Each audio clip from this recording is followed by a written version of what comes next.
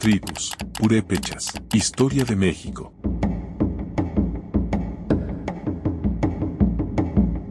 Purépechas, el imperio en México que los poderosos aztecas no pudieron doblegar.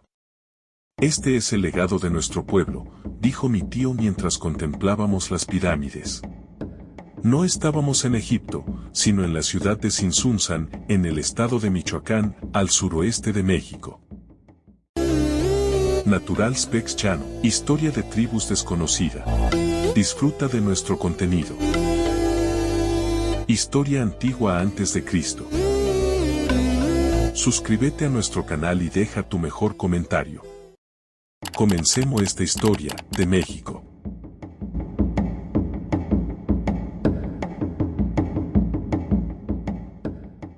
Las pirámides, o yácatas, que se alzaban frente a nosotros eran singularmente redondas y estaban hechas de piedra volcánica. Quizás sean las reliquias más intactas de los purépechas, un grupo indígena prehispánico que reinó aquí, pero del que la mayoría de la gente nunca ha oído hablar. De hecho, yo tampoco había oído hablar de ellos hasta hace unos meses, cuando descubrí que era una descendiente directa de ellos. Nacida y criada en California, crecí sin conocer esta parte de mi herencia, ya que se perdió en mi familia tras el fallecimiento de mi abuelo en 1978. Mi abuela se quedó con 5 hijos y sin ingresos, pero tras ahorrar, trajo a mi padre y a sus hermanos a Estados Unidos en 1983. Bajo la presión de la asimilación, mi padre se desconectó de nuestra cultura purépecha, y solo recientemente, cuando empecé a sentir curiosidad por mi identidad, comencé a interrogarle sobre nuestro pasado. Así que en 2021, a la edad de 31 años, me trajo a Michoacán por primera vez. Fue entonces cuando conocí a mi tío Israel, y me reveló que no solo éramos purépecha, sino que mi bisabuela, Juana, seguía viva y vivía en el pequeño pueblo de Urén. Cuando la gente piensa en el México anterior a Hernán Cortés, piensa automáticamente en los aztecas. Pero lo que no saben es que los purépechas existieron al mismo tiempo, y eran un reino tan poderoso que fueron uno de los únicos grupos indígenas de México que los aztecas no lograron conquistar. De hecho, eso es lo que la gente en México más conoce de ellos, dijo Fernando Pérez Montesinos, profesor asistente de Historia Ambiental Indígena en la Universidad de California, Los Ángeles. Esa es una forma muy habitual de referirse a los purépechas y a su historia, pero eso es porque sabemos que los purépechas eran tan poderosos como los aztecas, añadió, explicando que los aztecas intentaron derrotar a los purépechas en el campo de batalla, pero no lo lograron. Llévala a Pátzcuaro. Parada alta y fuerte en su metro 40, mi bisabuela purépecha es una anciana de la comunidad y vive en un edificio desgastado hecho de paredes de cemento y humildes productos básicos. Sabe hablar una lengua que está en peligro de extinción. De la población mexicana, estimada en 128,9 millones, solo 175.000 hablan purépecha, y todos ellos viven en el estado de... Charlando en la cocina de Juana, capté todo lo que pude, como cocina sin electricidad ni estufa, sus hileras de platos hechos de arcilla roja de terracota, y el profundo pozo de piedra en el centro de la habitación donde estaba preparando una enorme olla de nixtamal, granos de maíz procesados de manera especializada para hacer tortillas de maíz. Entusiasmada por el nuevo conocimiento de mi ascendencia, le pregunté dónde podía ir a aprender más sobre mi herencia purépecha. Revolvió la comida y le dio a mi tío una mirada de autoridad mientras le decía en español, llévala a Pátzcuaro. Un día más tarde, estábamos en la cuenca del lago de Pátzcuaro, con mi tío, mis tías y mis primos, contemplando con asombro estos monumentos que nuestros antepasados habían construido para honrar a deidades como su dios del sol, Curicahueri. Entre los siglos XIV y XVI, los purépechas dominaban el oeste de México con una población estimada de más de 1 millón de habitantes. Tzintzuntzan era su capital, donde vivía el irecha o gobernante. Los aztecas, por su parte, gobernaban en el centro de México, y el imperio purépecha les impedía extenderse hacia el norte y el oeste. Según Jaciel Aguilera Lara, geógrafo e investigador de la Universidad Nacional Autónoma de México, las yácatas de Tzintzuntzan, el lugar de los colibríes, son las estructuras piramidales mejor conservadas de la región. Además de conocer la arquitectura pública purépecha, los visitantes también se acercan a la forma en que los purépecha entendían el mundo y la importancia que el lago de Pátzcuaro tenía para ellos. Puerta. El imperio eligió esta zona por una razón: la cuenca alberga un lago colosal con varias islas habitables, abundantes peces y un paisaje circundante exuberante con montañas cubiertas de pinos. La zona es tan espectacular que los purépechas creían que el lago era una puerta al cielo.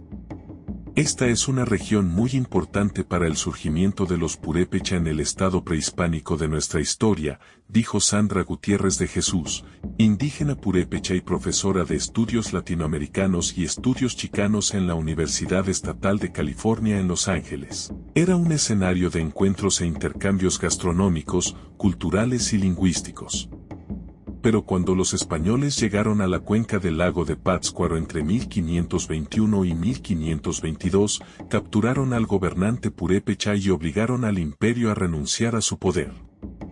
Sin embargo, como explicó Pérez Montesinos, los historiadores consideran esta transición más pacífica que el asedio de los aztecas. El pueblo purépecha recibió más autonomía que sus homólogos aztecas, y las élites purépechas siguieron teniendo influencia y autoridad sobre la región. No se podía hacer nada sin el permiso o la autorización de las élites purépecha, señaló Pérez Montesinos, y añadió: la forma tradicional de ver las cosas es que los españoles llegaban y hacían lo que querían, pero lo que sabemos ahora es que los españoles siempre tuvieron que pedir y negociar con las élites purépecha para mantenerse en la cima. Un ejemplo que cita es la Basílica de Nuestra Señora de la Salud, construida en Pátzcuaro alrededor de 1540. El conocimiento convencional es que el obispo Vasco de Quiroga construyó esa catedral, pero fue construida por manos purépechas, dijo Pérez Montesinos. Explicó que los españoles no tuvieron que utilizar mano de obra forzada para construir la catedral, pues la comunidad purépecha aceptó colaborar y prestar su trabajo físico.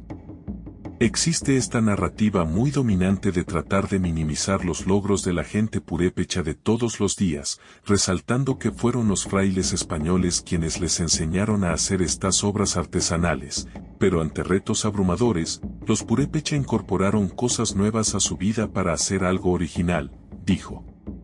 Mientras viajábamos por el estado, empecé a ver toques purépechas en la arquitectura. Dado que en Michoacán abundan los robles y los pinos, el imperio purépecha se hizo famoso por su pericia en las construcciones de madera. Sus edificios más notables eran las casas tradicionales de madera llamadas trojes. Tras la colonización, los purépechas incorporaron su artesanía a la infraestructura colonial española que hoy se mantiene en todo Michoacán.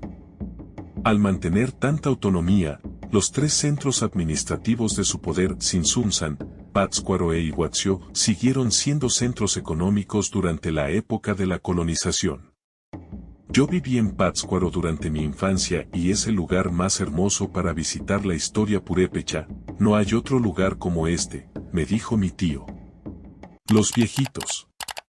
Cuando llegamos a la plaza grande del pueblo, una celebración de la cultura purépecha estaba en pleno apogeo, como es costumbre cada fin de semana en Pátzcuaro.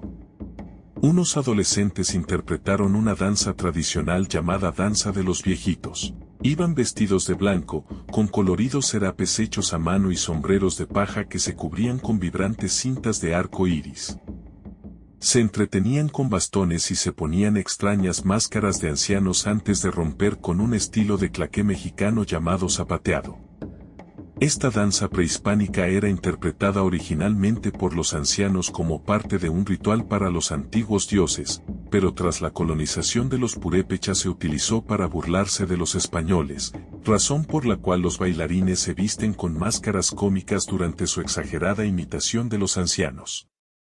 Aunque el imperio adquirió un enorme poder y dejó este increíble legado, el imperio purépecha ha quedado en gran medida fuera del discurso mexicano, eclipsado por los aztecas. Eso tiene que ver más con la forma en que surgió el nacionalismo mexicano en los siglos XIX y XX, todo se basa en la Ciudad de México, y la narrativa de la identidad mexicana se construyó sobre todo en torno al legado de los aztecas, dijo Pérez Montesinos. Además, como hay más narraciones de batallas, guerras y resistencia contra los españoles, hay mucho más material para una historia épica, mientras que con los purépechas no tienes el mismo tipo de drama. Cuando volví a casa de Michoacán, era una persona cambiada, orgullosa de este nuevo conocimiento sobre mi herencia, cultura y tradiciones. Estaba tan entusiasmado que volví a México 6 meses después con mi padre y me senté con mi bisabuela para retomar el tema donde lo habíamos dejado. ¿Puedes enseñarme el purépecha?, pregunté. Juana señaló a mi lado y dijo, «Puede enseñarte». Me di la vuelta y me di cuenta de que estaba señalando a mi padre. ¿Qué? ¿Sabe hablar purépecha?, pregunté incrédula. Él se rió y dijo, «Eso fue hace mucho tiempo, antes sabía, ya no». Pero Juana lo rebatió, «Puedes enseñarle», dijo. Uno nunca olvida, esta es nuestra cultura. Hasta la próxima, viajero del tiempo.